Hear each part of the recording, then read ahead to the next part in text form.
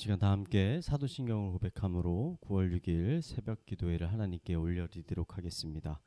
나는 전능하신 아버지 하나님 천지의 창조주를 믿습니다. 나는 그의 유일하신 아들 우리 주 예수 그리스도를 믿습니다. 그는 성령으로 잉태되어 동정녀 마리아에게서 나시고 본디오 빌라드에게 고난을 받아 십자가에 못 박혀 죽으시고 장사된 지 사흘 만에 죽은 자 가운데서 다시 살아나셨으며 하늘에 오르시어 전능하신 아버지 하나님 우편에 앉아 계시다가 거기로부터 살아있는 자와 죽은 자를 심판하러 오십니다. 나는 성령을 믿으며 거룩한 공교회와 성도의 교제와 죄를 용서받는 것과 몸의 부활과 영생을 믿습니다. 아멘. 이 시간 우리가 함께 나눌 말씀은 에베소서 3장 1절에서 13절까지 말씀입니다. 우리 함께 읽도록 하겠습니다. 이러므로 그리스도 예수의 일로 너희 이방인을 위하여 갇힌 자 된 나 바울이 말하거니와 너희를 위하여 내게 주신 하나님의 그 은혜의 경륜을 너희가 들었을 터이라. 곧 계시로 내게 비밀을 알게 하신 것은 내가 먼저 간단히 기록함과 같으니 그것을 읽으면 내가 그리스도의 비밀을 깨달은 것을 너희가 알 수 있으리라. 이제 그의 거룩한 사도들과 선지자들에게 성령으로 나타나신 것 같이 다른 세대에서는 사람의 아들들에게 알리지 아니하셨으니 이는 이방인이 복음으로 말미암아 그리스도 예수 안에서 함께 상속자가 되고 함께 지체가 되고 함께 약속에 참여하는 자가 됨이라. 이 복음을 위하여 그의 능력이 역사하시는 대로 내게 주신 하나님의 은혜의 선물을 따라 내가 일꾼이 되었노라. 모든 성도 중에 지극히 작은 자보다 더 작은 나에게 이 은혜를 주신 것은 측량할 수 없는 그리스도의 풍성함을 이방인에게 전하게 하시고 영원부터 만물을 창조하신 하나님 속에 감추어졌던 비밀의 경륜이 어떠한 것을 드러내게 하려 하심이라. 이는 이제 교회로 말미암아 하늘에 있는 통치자들과 권세자들에게 하나님의 각종 지혜를 알게 하려 하심이니 곧 영원부터 우리 주 예수 그리스도 안에서 예정하신 뜻대로 하신 것이라. 우리가 그 안에서 그를 믿음으로 말미암아 담대함과 확신을 가지고 하나님께 나아감을 얻느니라. 그러므로 너희에게 구하노니 너희를 위한 나의 여러 환난에 대하여 낙심하지 말라. 이는 너희의 영광이니라. 아멘. 본래 바리새인이었던 사울은 기독교인들을 체포하기 위해서 다메섹으로 가던 중에 예수님을 만나 예수님을 영접하게 되었습니다.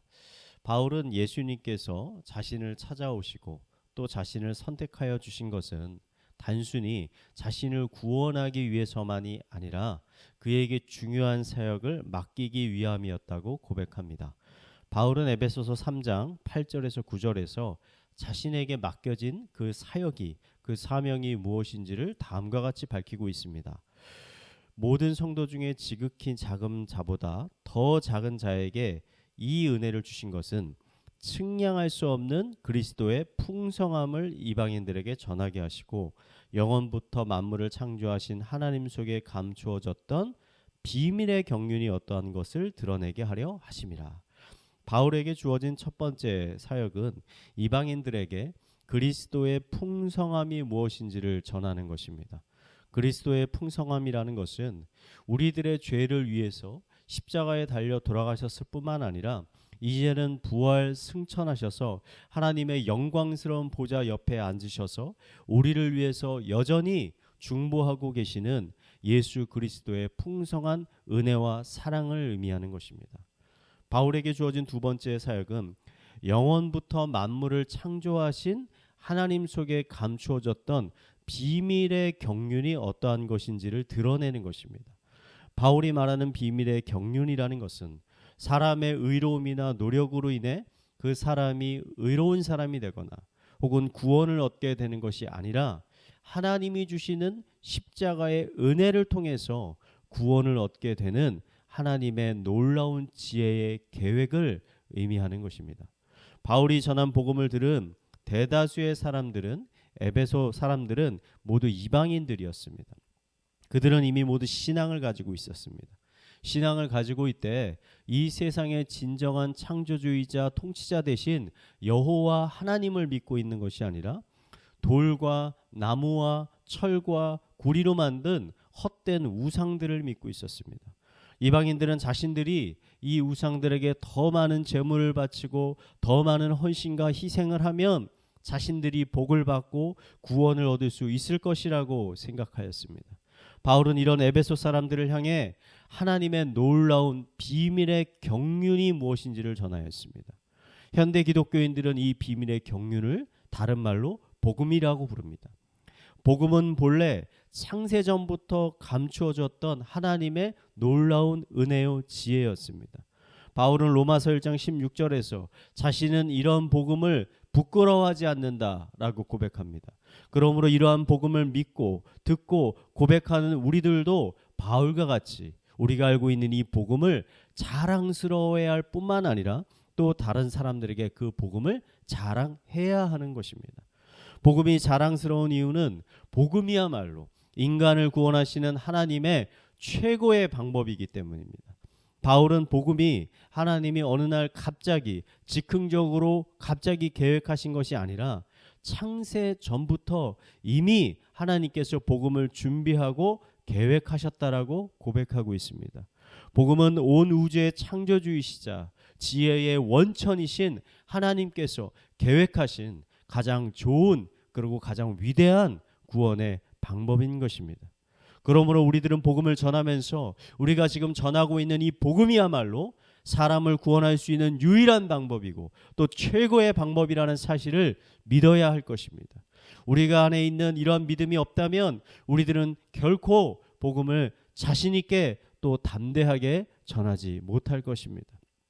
뿐만 아니라 복음을 전함에 앞서서 우리 자신이 이 복음 안에 담겨져 있는 그리스도의 풍성함이 무엇인지를 먼저 경험할 필요가 있습니다. 여러분, 복음은 단순히 심판에서의 구원만을 의미하지 않습니다. 복음이라는 것은 죄로 인해 발생한 모든 부정적인 결과로부터의 완전한 구원을 의미하는 것입니다. 예수님을 만난 사람에게는 변화가 일어나야 합니다. 삶의 변화가 일어나야 합니다. 부정직한 사람이 정직하게 바뀌고 게으른 사람이 부지런한 사람으로 변화하고 이기적이었던 사람들이 사랑이 넘치는 사람으로 변하고 병든 사람이 건강한 사람으로 변하고 가정이 깨어졌던 사람이 다시 가정이 회복되고 삶에 아무런 희망과 소망이 없던 사람들이 새로운 꿈과 비전을 품게 되는 놀라운 변화와 회복이 일어나야 한다는 것입니다. 복음은 이러한 모든 일들을 가능하게 합니다. 그것이 바로 그리스도 안에 있는 풍성함입니다. 저는 이 시간 이 자리에 함께 하시는 모든 성도님들이 이러한 그리스도의 풍성함을 경험하시기를 소망합니다. 삶의 어떠한 특정한 영역에서 뿐만 아니라 삶의 모든 영역에서 우리를 회복시켜 주시고 또 놀라운 기쁨과 만족을 주시는 그리스도의 은혜의 풍성함을 매일매일 누리는 성도님들이 되시기를 이 시간 마지막으로 축원을 드리겠습니다. 이 시간 우리 말씀을 묵상하며 잠시 기도하도록 하겠습니다. 내가 복음을 부끄러워하지 아니하노니 이 복음을 모든 믿는 자에게 구원을 주시는 하나님의 능력이 됨이라. 복음은 하나님의 놀라운 은혜요 하나님의 놀라운 능력입니다. 오늘 하루도 이런 하나님의 은혜와 능력을 경험하는 삶을 살아가게 하여 주시옵소서. 복음이 주는 은혜로 인해 기쁨과 만족이 넘치는 삶을 살아가게 하시고 또 그 복음을 자랑하는 삶을 살게 하여 주시옵소서. 우리 이런 기도 제목을 가지고 함께 기도하도록 하겠습니다. 기도하시겠습니다. 하나님 아버지, 사도 바울과 같은 고백이 나의 삶 속에 있게 하여 주시옵소서. 복음을 부끄러워하지 않도록 하여 주시고 오히려 복음을 자랑스러워하게 하여 주시고 자랑하는 자가 되게 하여 주시옵소서. 복음은 모든 믿는 자에게 구원을 주시는 하나님의 능력입니다. 이 놀라운 하나님의 능력을 먼저 경험하게 하여 주시옵소서. 이 능력으로 인하여 삶이 변화받게 하여 주시옵소서. 무너졌던 삶의 영역들이 다시 한번 회복될 수 있도록 하여 주시옵소서. 그로 인하여 나의 마음 가운데 하나님이 주시는 온전한 기쁨과 만족과 위로와 안식과 평안이 기쁨이 넘쳐나는 삶 살아가게 하여 주시옵소서. 그리하여 내가 먼저 경험한 이 그리스도의 풍성함을 우리 주변에 있는 자들에게 담대하게 선포하며 나아가는